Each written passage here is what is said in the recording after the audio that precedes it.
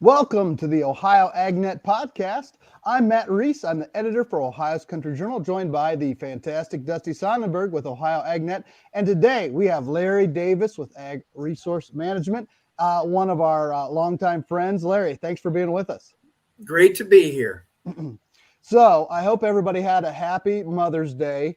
Mother's Day always puts me in a quandary because my mom lives 2 hours away from me. And I also live with a mom who, I think you need to the moral of the story is I think you need to prioritize the mom you live with, right?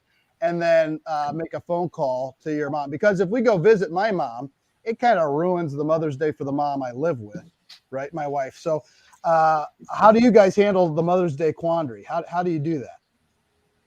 So I guess I'm gonna jump in. Unfortunately, my mom passed away a few years ago, so I don't necessarily have a second mom, but certainly in our house, it's all about if mama's not happy, nobody's happy. We Right. kind of live by that, I guess, 365 days a year. But My wife and I spent yesterday planting the garden, and that's something that she puts a high priority on. And we had a beautiful day yesterday. It was beautiful to do that. So that's how we spent our day. So yeah, it's very good. Yeah. What about you, Dusty? I'll plead the fifth. I'll go with what you guys said. I think that's probably the safest way to do it. Oh, and I would say the quandary only exists because I am so blessed to have so many wonderful mothers in my life and want to properly honor all of them. So there you go. Hope everybody did have a good Mother's Day yesterday, and it was a beautiful day. The weather has been a bit of a challenge this spring in a lot of ways, though we have seen a beautiful stretch of weather in some spots. Here in Fairfield County, though, we're still fairly soggy. We got quite a bit of rain the latter part of last week, and my son and I were throwing some baseball in the yard on Saturday, and my lawn was rippling a little bit. There was still some standing water around, but some drier spots of the state, there's been some progress. Dusty, you've seen that, right?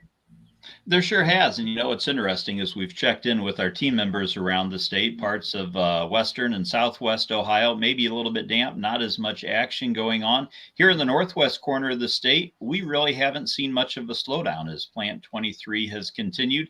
Not really the best drying weather maybe over the weekend, but we really didn't lose much ground. I only had about 0.15 of an inch in the last 72 hours or so. So planters have been rolling since mid last week and really continued through the weekend. Anything that was conventional till has sort of been refitted and worked down and planted, and a lot of that no-till ground, it's starting to dry out under the fodder. And so we're seeing some of the no-tillers go. Guys that like to plant green, we've seen some corn and beans both be planted into standing cover crops. And with the forecast, I expect that to continue through the better part of the week. What are you seeing, Larry? Planters have been rolling here, really strong for the last week or so. And really for the last month, there's been a lot of work that's been done. Here in Pickaway County, we got some soils that are conducive to getting out there early because they drain very well. And it's been, I'd say that, we've made some good progress. One of the trends, I guess, that I've kind of noticed here in the last couple of years is a trend towards getting soybeans planted earlier. And I think with that, some of that weather we had in early April was conducive to folks putting in some soybeans as opposed to corn. And now that we're kind of now 6 weeks into this, you can kind of see the results of that. Got some really good looking crops out there right now that got planted early. And even in the last few weeks, it's come up. And then, Dusty, we'd better chat about the audio we got coming up in the podcast. What are we looking at?